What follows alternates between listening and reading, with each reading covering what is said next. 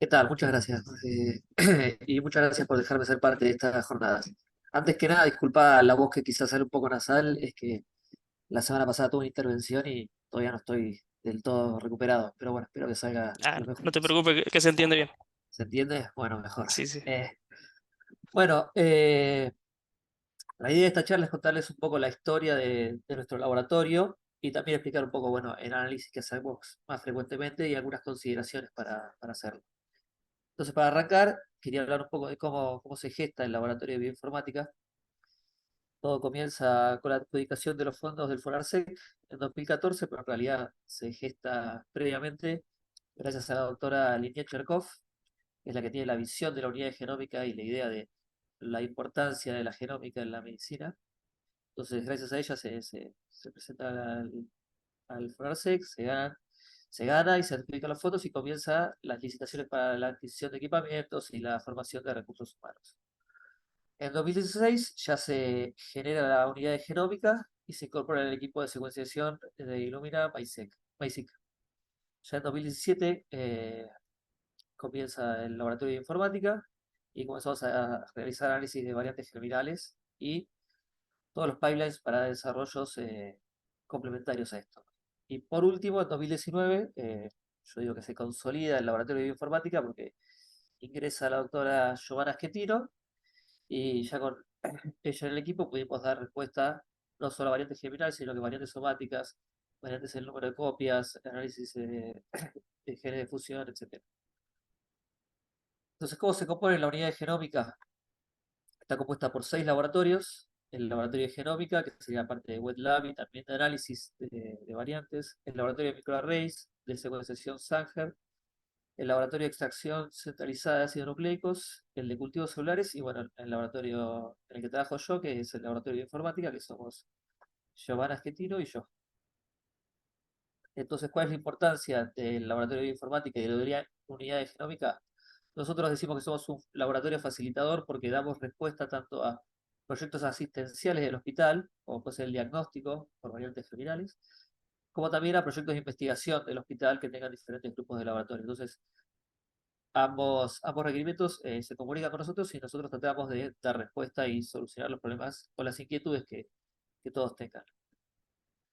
Hoy en día nosotros decimos que tenemos capacidad de dar respuesta para diagnóstico en pipelines de detección de variantes germinales, para paneles de genes, exomas y genomas también. Esto es el tamaño de la cantidad de genes que se estudian.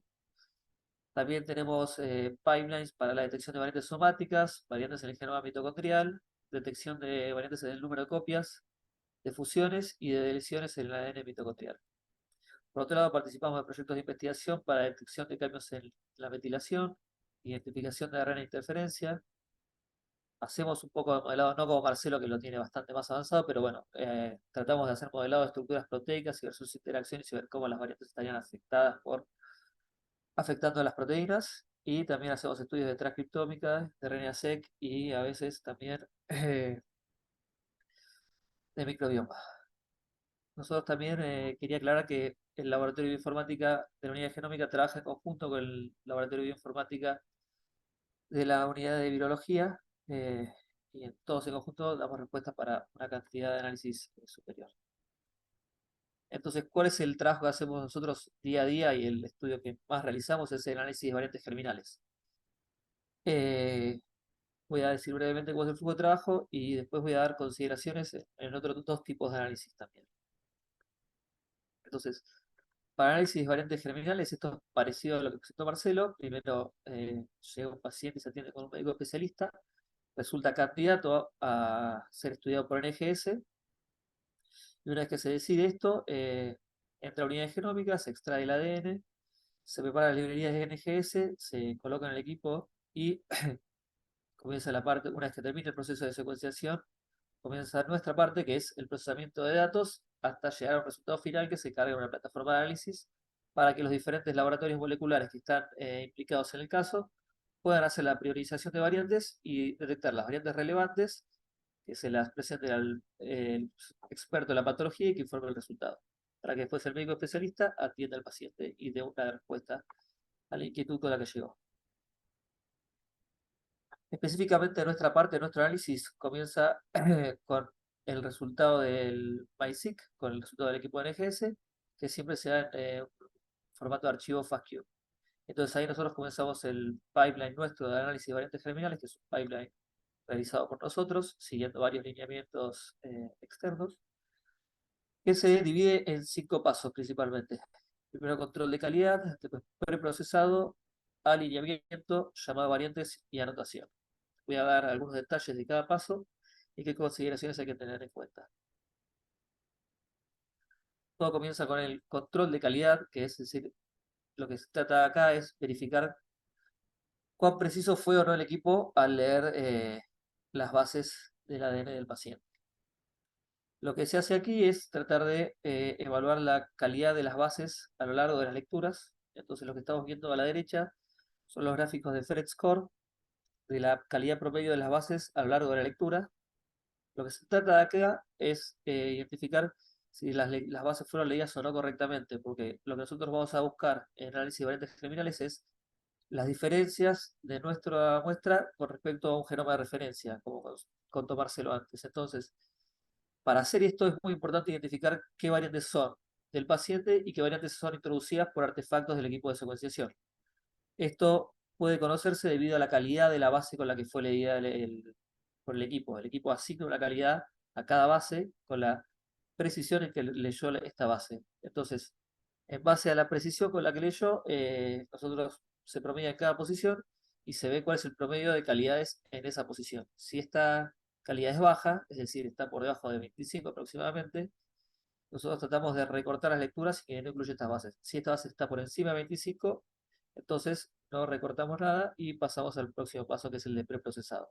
¿Por qué se dice 25? Se usa una calificación de Phred Score, que lo que indica es la probabilidad de error de la asignación de esa base.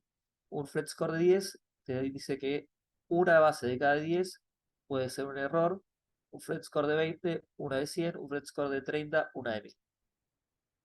Entonces, una vez que tenemos el archivo FASTQ lo más prolijo posible, pasamos al preprocesamiento, que también es trabajar directamente con el archivo FASTQ y tratar de eliminar las lecturas que no tienen un largo adecuado, tratar de eliminar los adaptadores que hayan quedado del proceso de secuenciación, para dejar de vuelta el archivo FASTQ lo más limpio posible, porque siempre lo que se trata es de reducir el error introducido por el equipo.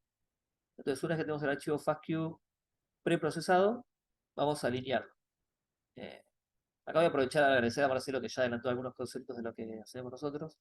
Habló del genoma de referencia, así que voy a repasar. El genoma de referencia es un promedio de lo que sería un genoma de una persona normal. Nosotros utilizamos el genoma 38, es un promedio de 1000 pacientes, y lo que se trata en el proceso de alineamiento y mapeo es de ubicar las lecturas que se generaron por el equipo en las diferentes regiones del genoma. Para eso nosotros tenemos un pipeline de alineamiento que sigue las indicaciones del Instituto Broad, y lo que se hace es, se alinea con la herramienta BWA. BWA, por diferentes trabajos que nosotros estudiamos y aparte de nuestra experiencia, aparentemente sería la mejor herramienta por la capacidad de predicción de valores positivos de SNVs, la sensibilidad y la detección también de ITELs, que es lo que a nosotros más nos interesa en este tipo de análisis. Entonces, una vez que realizamos el proceso de alineamiento, pasamos de un archivo FASTQ a un archivo BAM, que lo que tiene es las lecturas ubicadas en las regiones del genoma que corresponden, con la calidad de mapeo asignada también a estas regiones. Entonces, con este archivo BAM es que voy a pasar al próximo paso, que es el llamado variantes, que sería tratar de identificar las diferencias que hay entre mi paciente y el genoma de referencia. Podemos decir que en un gen la composición es ATG y mi paciente tiene ACG. Bueno, que las herramientas que utilizamos identifiquen esa C y nos las devuelvan en otro archivo. Para esto lo que nosotros hacemos es aplicar varios llamadores de variantes a la vez. ¿Por qué? Porque cada uno tiene un método de aproximación y de identificación diferente a la variante. Utilizan algoritmos que pueden ser bayesianos, de modelos ocultos de Markov, etc. No voy a ponerme a explicar un poco qué algoritmo aplican, pero sepan que recorre y identifica las variantes de diferente forma. Entonces, cada uno tiene una fortaleza y una debilidad. En base a eso, nosotros aplicamos 5 llamadores de variantes en simultáneo. Cada uno genera un archivo que se denomina BCF. Este archivo es solamente un archivo de texto plano que tiene las variantes identificadas. Una vez que terminan cada llamador, nosotros los combinamos por un desarrollo propio de combinación de los diferentes llamados de variantes, los diferentes archivos BCFs, y se pasa al último paso antes de terminar el llamado de variante, que es el filtrado de variantes repetidas y la asignación de la calidad de las variantes. Lo que tratamos acá es eliminar las variantes que vieron varios llamadores y dejar una sola, y también eliminar las variantes, o no eliminar, sino etiquetar las variantes cuya calidad es baja, es decir, que tengan una profundidad muy baja, que estén en una región que sea conflictiva para lectura. Entonces, que se sepa que esas variantes podrían ser un artefacto de secuenciación o que no son tan confiables a la hora de secuenciarla después por Sanger si se tuviera que confirmar. Entonces, una vez que termino este proceso de llamado a variantes, yo voy a tener un archivo BCF final con todos los llamadores. Lo que le mostramos acá a la derecha es un diagrama de Venn de los diferentes llamadores, y como podrán ver, cada uno tiene la capacidad de identificar variantes únicas diferentes a los otros llamadores de variantes. Es por eso que nosotros utilizamos los 5 a la vez. Como último, antes de terminar el proceso de llamado a variantes germinales, vamos a proceder con la anotación. Lo que hacemos acá es aportar información, ya sea poblacional, estructural, funcional o de predicción de patogenicidad de la variante, para que después los diferentes especialistas de los laboratorios moleculares, los bioquímicos que realicen análisis, puedan identificar qué variante es la candidata y cuál no, en base a toda la información que se tiene en las bases de datos públicas. Para eso se utilizan bases de datos conocidas como DBSNP, 1000 genomas, y también se utilizan predictores. Los predictores lo que hacen es predecir la patogenicidad de la variante en base a la conservación, la funcionalidad o el impacto que podría tener esta variante sobre la proteína o sobre una patología en particular. Acá quería aprovechar para comentar que en nuestra experiencia y con trabajos publicados, los predictores más confiables para la predicción de patogenicidad sería la herramienta Rebel y la herramienta Ballester. También hace 4 semanas salió el trabajo de la gente de AlphaFold, el Alpha Misens, que también sería un predictor muy potente. La verdad es que nosotros lo estamos probando, todavía no hay trabajos externos que lo validen, entonces nos mantenemos conservadores en cuanto a su funcionalidad. Pero en definitiva, lo que tenemos al final entonces es un archivo BCF final con toda la información biológica y estructural de cada variante. Este archivo final se carga a diferentes plataformas de análisis, como puede ser la plataforma Franklin, Bitgenia, etcétera, para que después cada laboratorio molecular priorice las variantes. Y ahí ya finalizaría nuestra parte en el proceso de llamado de variantes. Nosotros estamos muy contentos de decir que somos parte del diagnóstico de una gran cantidad de pacientes, y se puede decir que desde el 2019 hasta el día de hoy hemos podido trabajar con aproximadamente 2.100 paneles de genes y aproximadamente 300 exomas que se realizaron los análisis. Este año justamente es el año que mayor cantidad de exomas estamos pudiendo realizar, lo cual estamos muy contentos de poder incorporar esta tecnología para el análisis de pacientes. Habiendo terminado el análisis de variantes germinales, voy a presentarles dos tipos de análisis diferentes y qué consideraciones tener. Sepan que tanto el análisis de variantes somáticas como el análisis de variantes en el número de copias se realizan siempre sobre el archivo BAM que se generó luego del alineamiento. Entonces, todas estas herramientas trabajan sobre el archivo que está por las lecturas alineadas en el genoma. La diferencia entre variantes somáticas y variantes germinales es que las variantes germinales son heredadas, mientras que las somáticas no. Entonces, la frecuencia de las variantes somáticas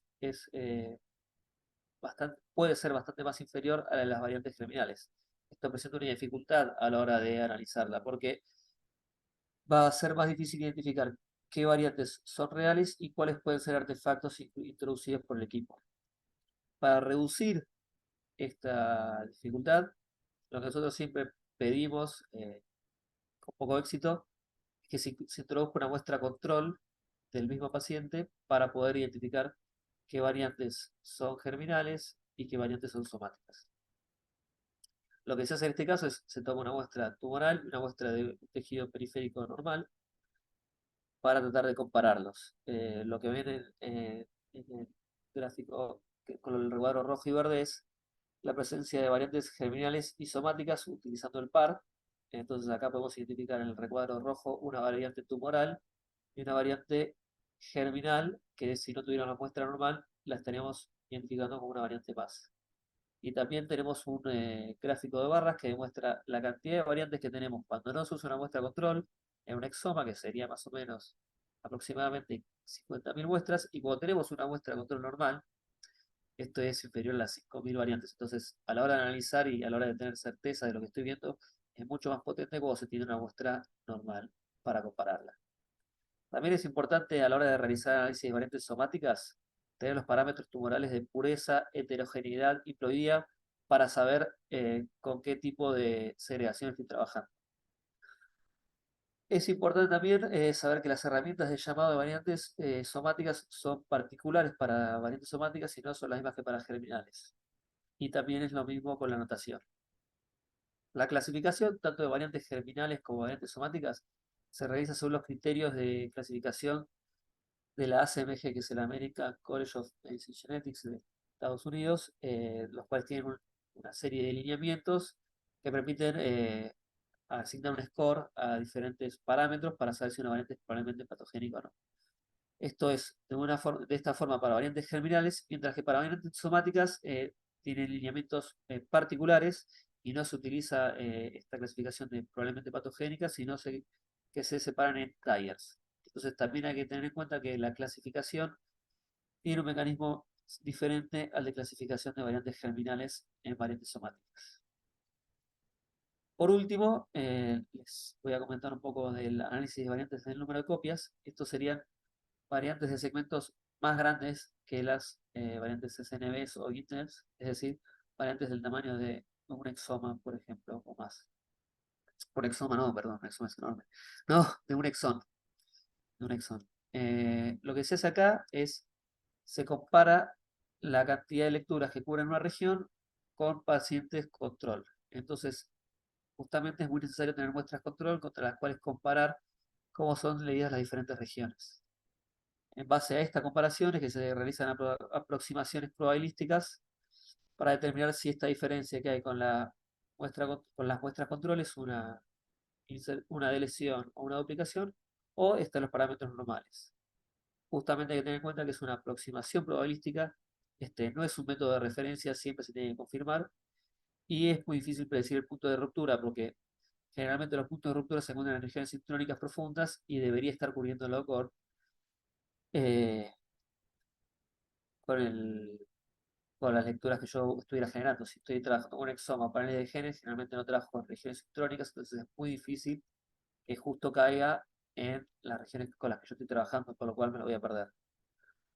Pero en definitiva, hay que saber que la importancia para realizar este análisis es tener muestras control, cuantas más muestras control tenga mejor, si son de la misma corrida mejor porque voy a tener menor error, y si no, tratar de trabajar con la mayor cantidad de muestras control para que la comparación sea más precisa.